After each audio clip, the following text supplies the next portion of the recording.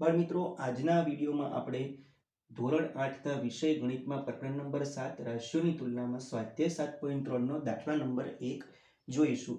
Video શરૂ કરતા પહેલા બાળ મિત્રો, જો તમે અમારી ચેનલ ઉપર નવા હોય તો અમારી ચેનલને સબસ્ક્રાઇબ કરવા વિનંતી, બેલ નોટિફિકેશન ઓન કરવા વિનંતી, જેથી કરીને તમને આ પ્રકારના વિડીયો અને આ પ્રકરણ પછીના વિડીયો પણ સમયસર મળતા રહે. શરૂ કરીએ બાળ મિત્રો આજનો આ દાખલો. તો આપણને જે સૂચના આપી છે એ આ પ્રમાણે છે. એક સ્થળની જનસંખ્યા વર્ષ 2003માં 5% પ્રતિ વર્ષના દરે વધીને 54,000 થાય છે. તો આપણને બે પ્રશ્નો પૂછે છે કે 2001ની જનસંખ્યા શોધો. આ આપણને 2003માં કેટલી જનસંખ્યા છે? 54,000. તો 2001ની જનસંખ્યા પૂછી છે. અને બીજું શું પૂછ્યું? 2005માં જનસંખ્યા શું હશે? તો આપણે બે વસ્તુ આપણે આ દાખલામાં જોઈશું. પહેલા આપણે ગણી લઈશું 2001ની જનસંખ્યા. તો આપણે 2001ની જનસંખ્યા શોધવા માટે જે ચક્રવૃદ્ધિ વ્યાજનું દરનું સૂત્ર જે છે A = P કૌંસમાં 1 + R/100n આ સૂત્રનો ઉપયોગ કરીશું. હવે બાળ મિત્રો, આ જે છે સૂત્ર, આમાં દરેક બાબત શું કહેવા માંગે છે આપણે સમજી લઈએ. તો આ P છે એને ઇંગ્લિશમાં કહેવાય છે પ્રિન્સિપલ. પ્રિન્સિપલ એટલે કે મુદ્દલ. તમારી જે મૂળ રકમ છે પ્રિન્સિપલ એટલે એને મુદ્દલ કહેવામાં આવે. 1 + R એટલે કે રેટ ઓફ ઇન્ટરેસ્ટ એટલે કે વ્યાજનો દર. R એ ટકામાં હોય. R હંમેશા ટકામાં હોય. એટલે તમને રકમમાં જે ટકામાં કિંમત આપી હોય એ શું હોય? R એટલે કે વ્યાજનો દર હોય. કેટલા ટકે કોઈ પૈસા હોય તો આપણે વ્યાજનો દર હોય, અને કોઈ બીજી કોઈ બાબત પૂછી હોય તેમાં કેટલા ટકાએ વધતું હોય, કેટલા ટકાએ ઘટતું હોય, તે રેટ ઓફ ઇન્ટરેસ્ટ અથવા રેટ ઓફ ઇન્ક્રીઝિંગ ડિક્રીઝિંગ, વધારો અથવા તો ઘટાડો. આ રેટ ઓફ ઇન્ક્રીઝિંગ અથવા ડિક્રીઝિંગ હોય, એટલે વધારો કે ઘટાડો ટકામાં હોય.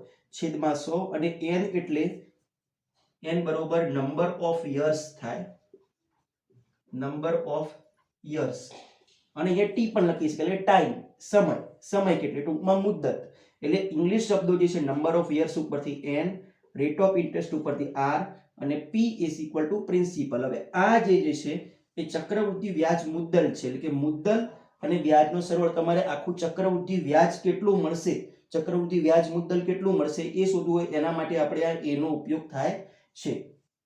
તો હવે આ સૂત્રને આપણે સમજી ગયા આવીશું.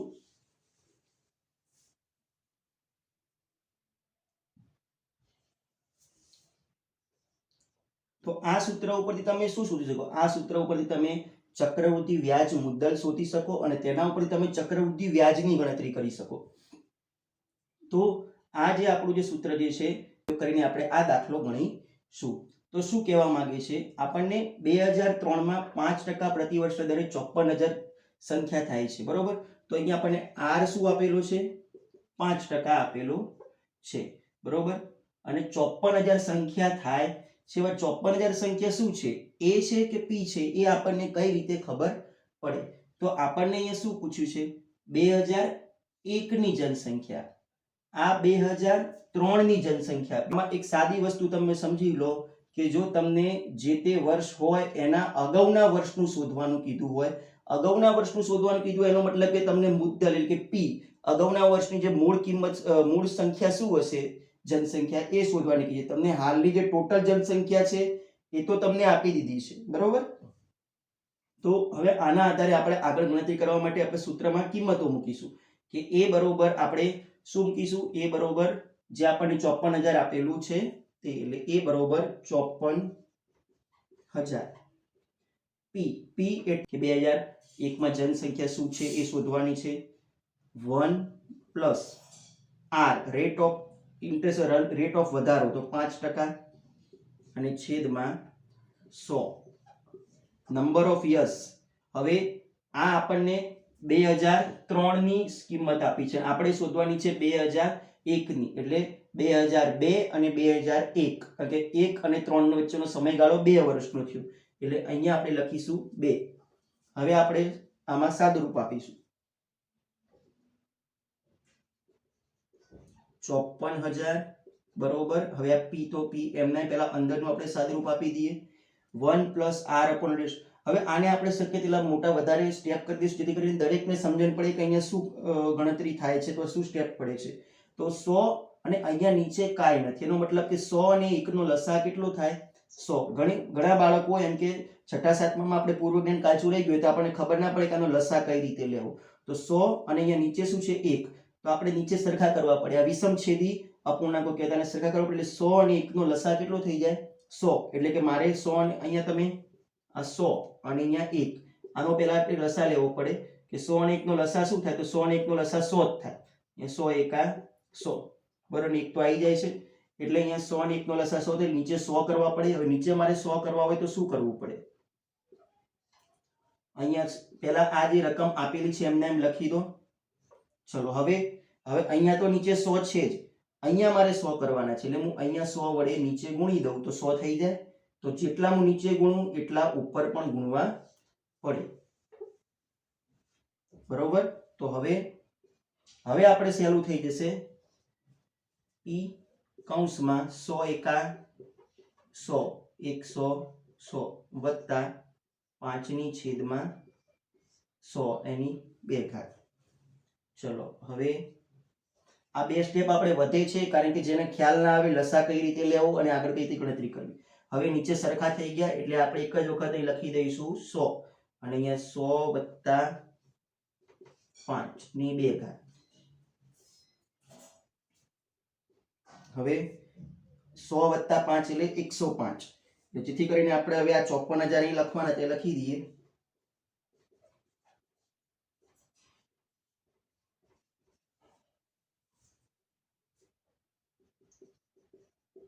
$54,000 બરોબર પી કૌંસમાં 100 વત્તા 5 એટલે 105 છેદમાં 100 અને છેદ ઉપર 2 ઘાત. આ સીધો સ્ટેપ અહીંથી આપણે તમે લખી શકો છો કે સીધો અહીંથી લઈને સીધો ત્યાં અહીંયા પણ લખી શકો છો, પણ આપણે આ તમને ગણતરી કરીને બતાવી.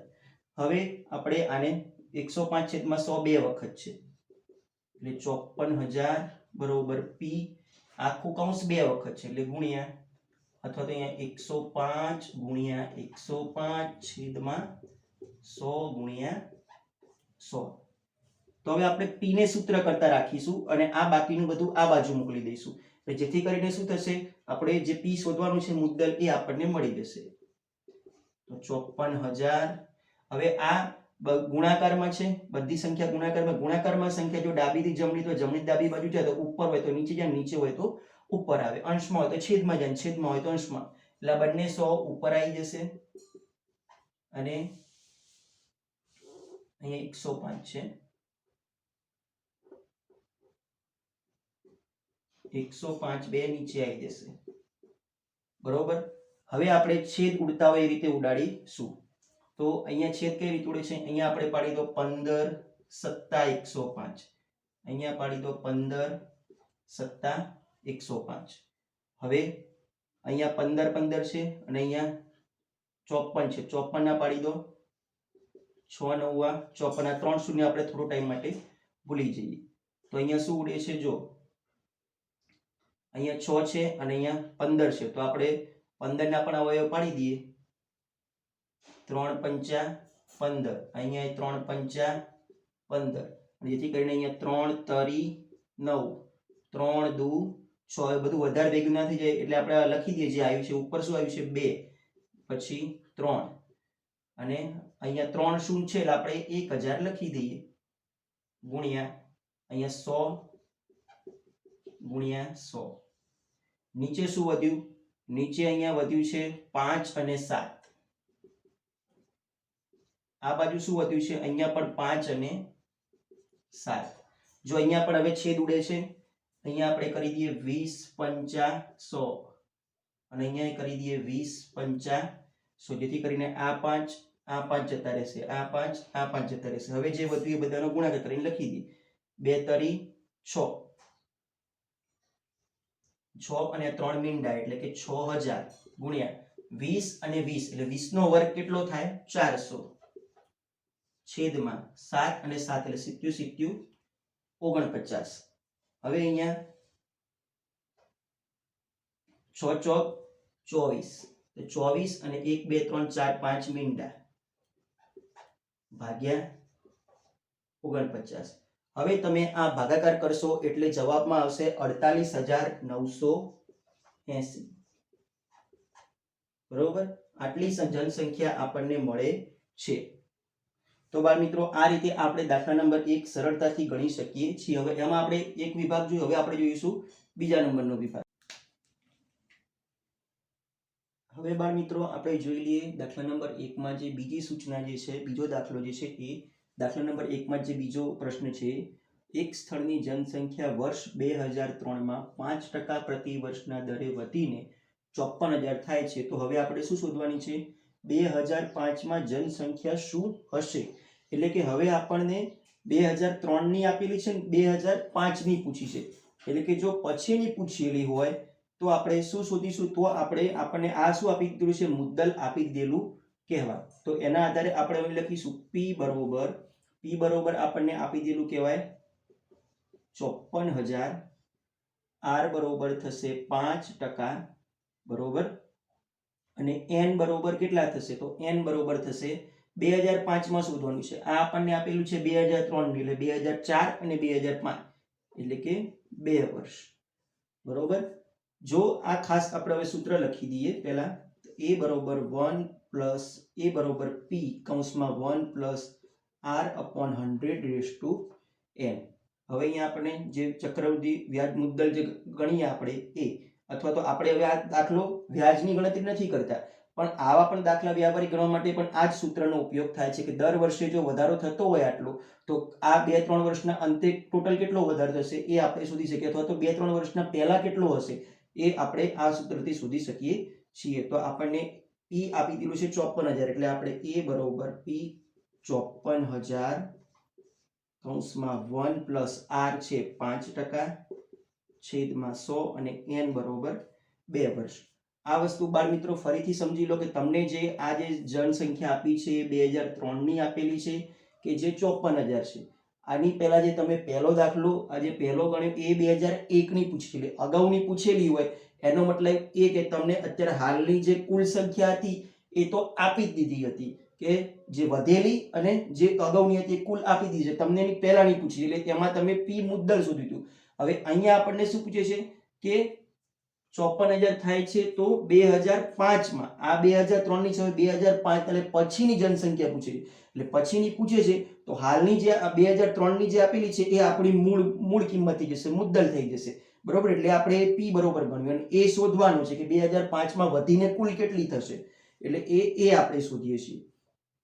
તો a બરોબર 54,000 1 પ્લસ 5 ની છેદમાં 100 ની 2 ઘાત. હવે a બરોબર 54,000 કૌંસમાં, હવે આનું સાદુરૂપ આપણે જે અગાઉ કર્યું તેમ બધા સ્ટેપ પાડીને આપણે કરીએ, જેથી કરીને કોઈને પણ લસામાં કે એમાં ખબર ના પડતી હોય તો સહેલાથી થઈ શકે. 100 અને અહીંયા નીચે કાંઈ નથી એટલે 1 વિષમછેદી અપૂર્ણાંકો થયા. વિષમછેદી અપૂર્ણાંકનો લસા લો, 1 અને 100 નો લસા 100 જ આવે, એટલે કે બંનેની જગ્યાએ આપણે 100 કરવા પડે. તો બંને જગ્યાએ 100 કરવા છે. અહીંયા મને 1 જ આપેલું છે, આપણે જોઈને પહેલા લખી દીધું. તો આ 1 જ આપ્યું, તો આને કેટલા વડે ગુણું તો 100 થાય, અને 100 વડે ગુણું તો 100 થઈ જાય. બરોબર, અને અહીંયા તો 100 છે એટલે કશા વડે ગુણવાની જરૂર નથી.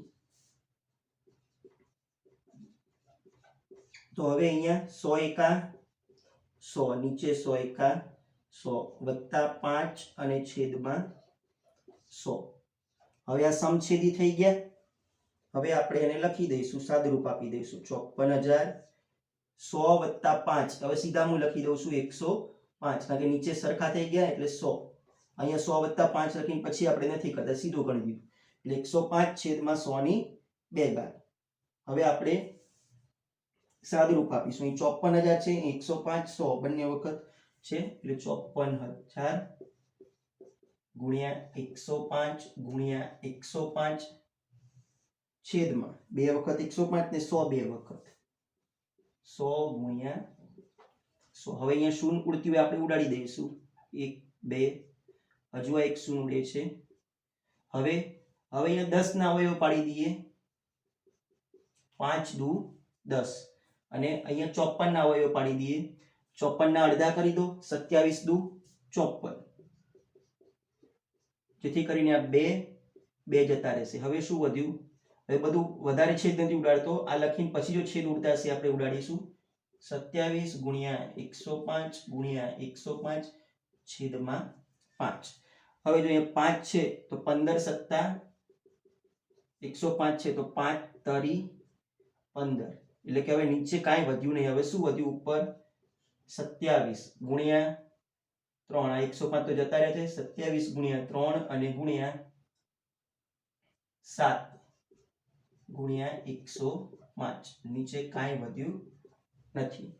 3 સત્તા 21 એટલે 27 ગુણ્યા 21 ગુણ્યા 105. એ બરોબર 59,535 મળેલ છે, જે આપણે એ બરોબર 2005 માં જે જનસંખ્યા હતી આપણે લખી દઈશું. તેથી 2005 માં જનસંખ્યા 59,535 હશે. તો બાળ મિત્રો, આ વિડીયો પછીના તમારે સ્વાધ્યાયના વિડીયો જોવા હોય તો તમારી સ્ક્રીન ઉપર તમને એનો મેનુ દેખાશે, ઓપ્શન દેખાશે, એને ટચ કરતા આ દાખલા પછીનો જે સ્વાધ્યાયના દાખલા છે એ શરૂ થઈ જશે.